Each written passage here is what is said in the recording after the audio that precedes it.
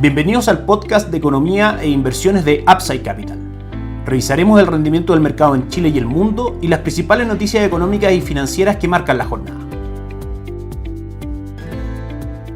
Muy buenos días, ¿cómo están ustedes? Jueves 1 de febrero de 2024, soy Ramiro Galeano, fundador de Upside Capital. Les doy la bienvenida a otra edición más de mercados en Upside Capital. Comenzamos analizando las principales noticias y cifras del mercado local. En primera instancia, el Banco Central de Chile finalmente rebaja la tasa de política monetaria en 100 puntos base, en línea con lo esperado por el mercado, en una votación dividida. Uno de los consejeros optó por un ajuste de 125 puntos base y con algunas sorpresas respecto a la visión de la trayectoria de aquí en adelante de la inflación y de otros indicadores. Como lo habíamos comentado, el Banco Central se enfrentaba a esta decisión de tasa de política monetaria con las perspectivas inflacionarias de 12 meses en adelante absolutamente ancladas a la meta del Banco Central, que está entre el 2 y el 4%, con una meta específica en el 3%. Por ende, el principal motivo de la tasa de política monetaria, que es el control de la inflación, está absolutamente cumplido y eso iba en línea con una rebaja de tasas importante como la que finalmente termina ocurriendo. Finalmente, el Banco Central de Chile ubica la tasa de política monetaria en el 7.25%, del 8.25% anterior. Otro factor comentado que justifica esta decisión es que finalmente la inflación durante el año 2023 termina marcando por debajo de las expectativas del Banco Central de Chile, que estaban ubicadas en el 4.5%. La inflación termina siendo del 3.9%. El comunicado también aclara que la convergencia de la inflación a la meta del 3% se va a materializar antes de lo previsto en el informe de política monetaria de diciembre y que la tasa de política monetaria llegaría a su nivel neutral, es decir, el 4%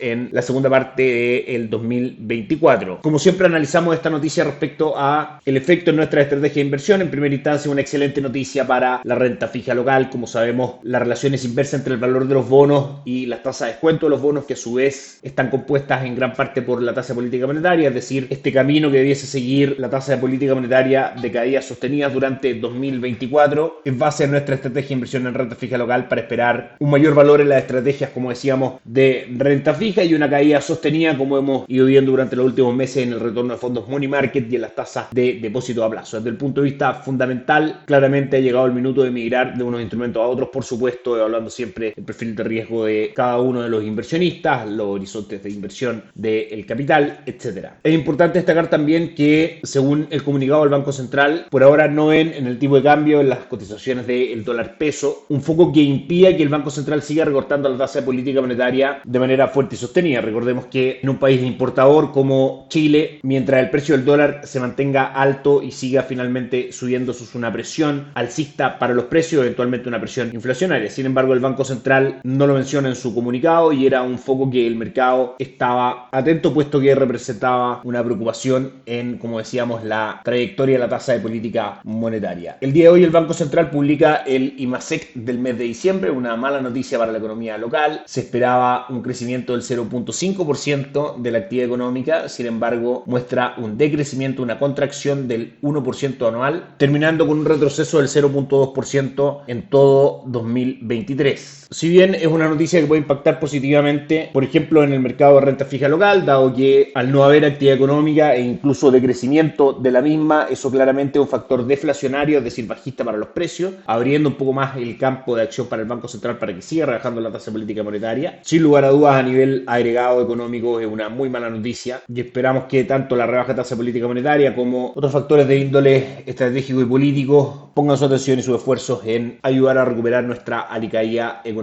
Con todo esto revisamos la reacción de los mercados. Ayer el dólar cerró en 932, por supuesto, antes de conocer la decisión del Banco Central de Chile y el IMASEC hoy en la mañana. La apertura del dólar fue con un gap alcista en 937, marcando máximos durante el día en 941. Ambas cifras, la rebaja de tasa de política monetaria en 100 puntos base y el IMASEC, muy por debajo de lo que el mercado esperaba, junto con la mantención de tasa de política monetaria en Estados Unidos. Ya comentaremos de eso. Son factores alcistas que justifican las cotizaciones del dólar en niveles superiores a los de ayer. ¿Hasta dónde puede llegar la fuerza compradora? Técnicamente hablando, hasta 948, y por la parte inferior el dólar viene apoyado en una tendencia alcista desde finales de 2023, tendencia que por supuesto marca piso para las cotizaciones del del dólar. El IPSA ayer cerró nuevamente por debajo de los 6.000 puntos, 5.987 puntos, subiendo un 0.28. Hoy sube un 0.45%, viendo probablemente el lado positivo la rebaja de tasas por parte del Banco Central de Chile. Sokimich-B cae un 0.21%, la TAM sube un 0.52% y Banco de Chile sube un 0.58%, siendo esas tres las acciones más transadas. El índice mantiene una pérdida durante el año del 3.4% y desde nuestro punto de vista presenta fundamentales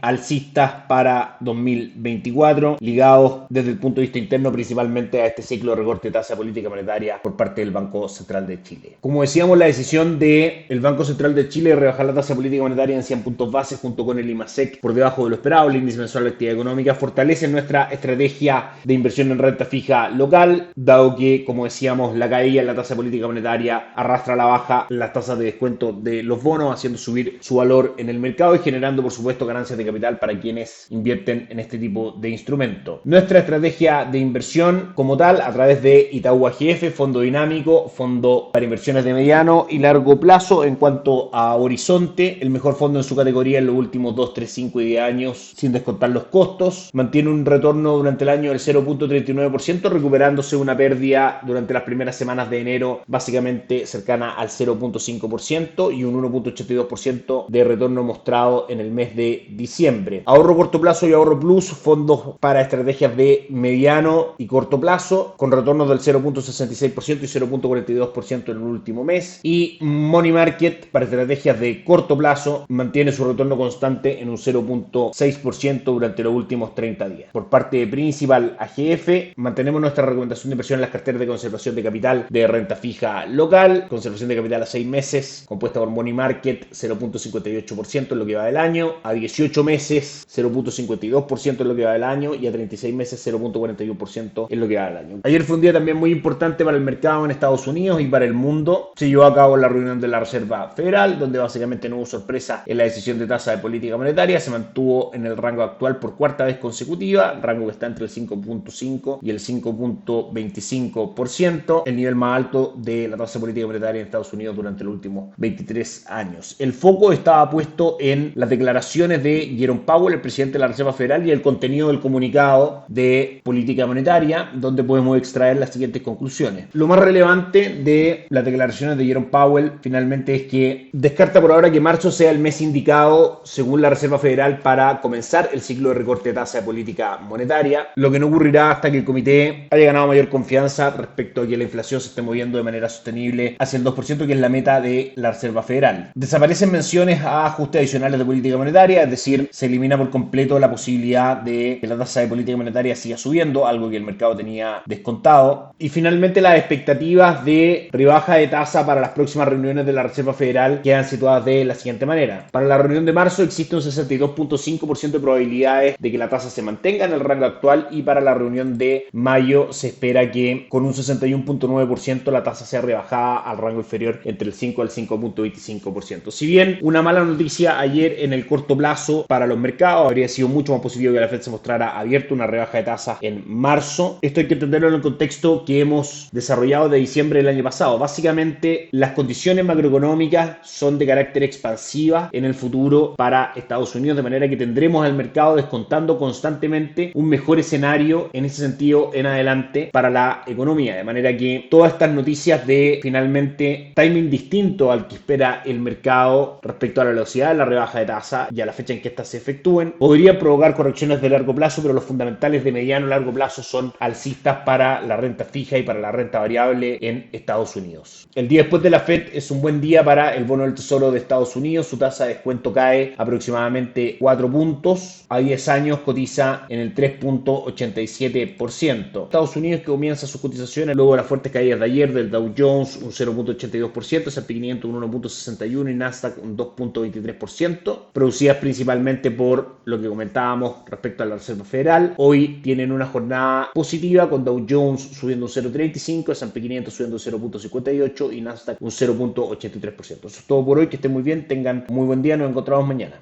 Gracias por escuchar el podcast de Economía e Inversiones de Upside Capital.